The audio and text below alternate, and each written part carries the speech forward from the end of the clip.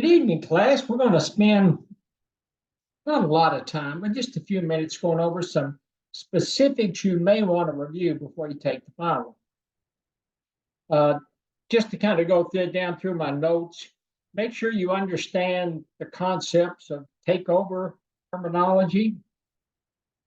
Review the three levels of, I guess Kronberg has 6 stages of moral development, but the book kind of takes them in, 2 by 2 by 2 and breaks them into 3 stages. So make sure you review that.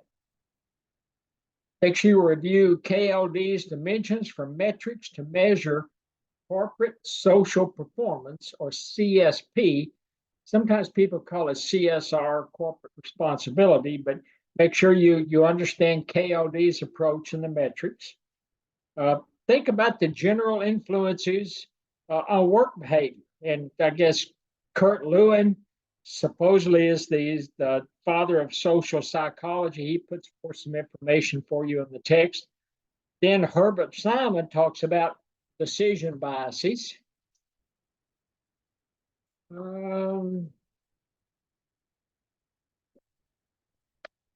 Make sure you understand the various forms of linkages and the impact on organizational structure. Remember, we talked about there was informal, there was vertical, there was horizontal. Make sure you review those.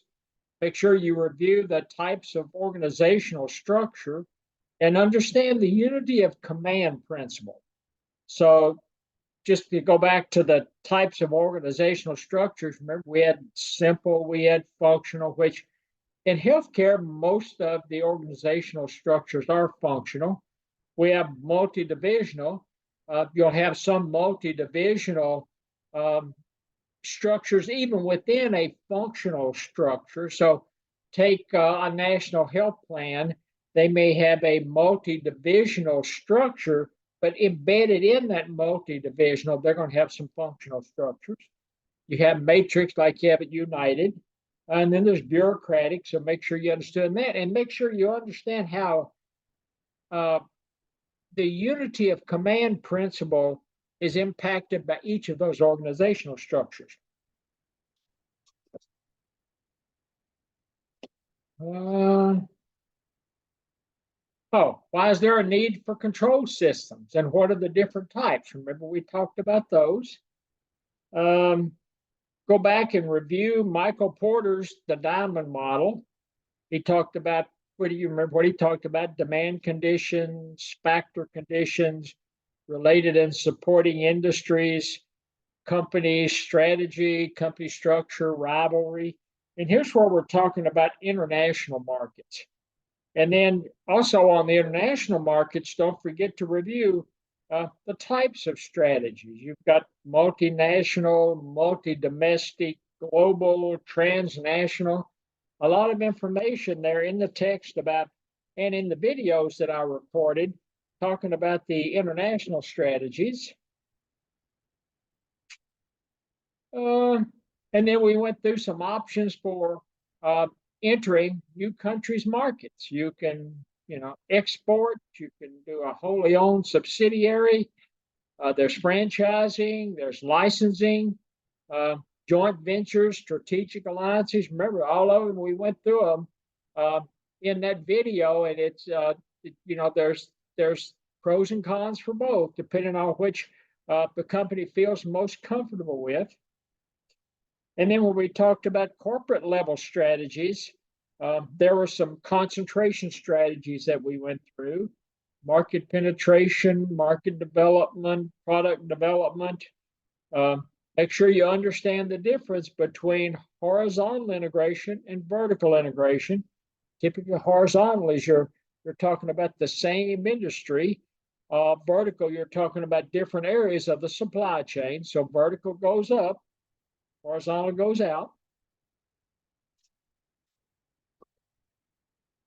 Let's see what else I've got.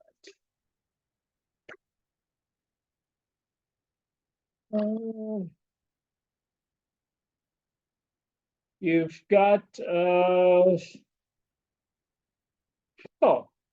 different types. I mean, you had a couple of, I don't want to say oddball, but a couple of unique integrations. You had forward vertical integration, you had backward vertical integration.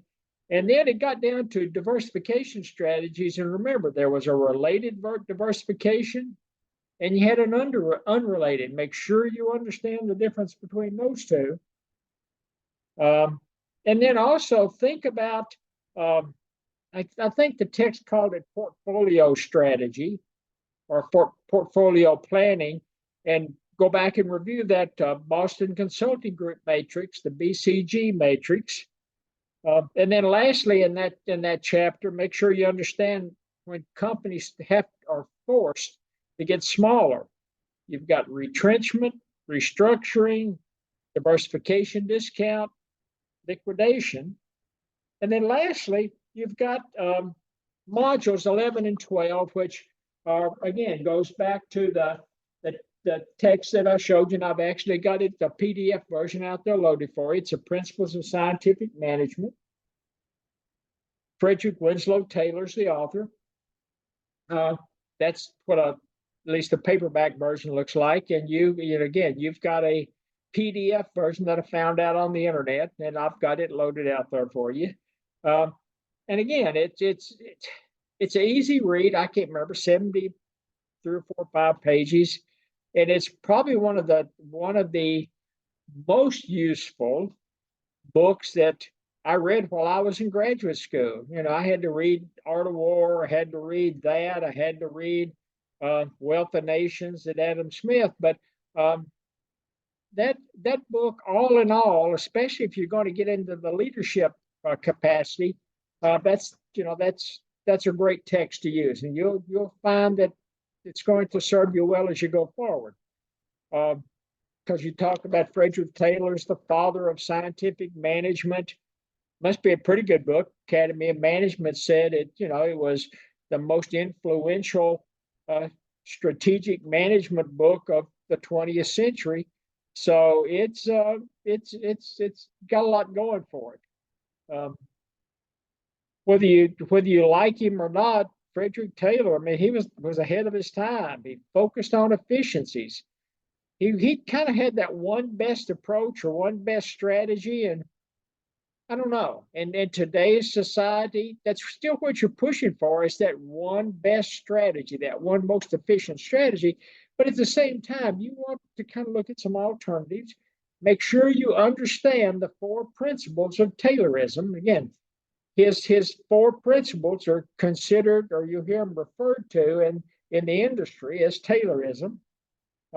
Make sure you understand soldiering. I always have thought that's kind of a unique concept, but it's basically when you have people performing well below their projected capabilities.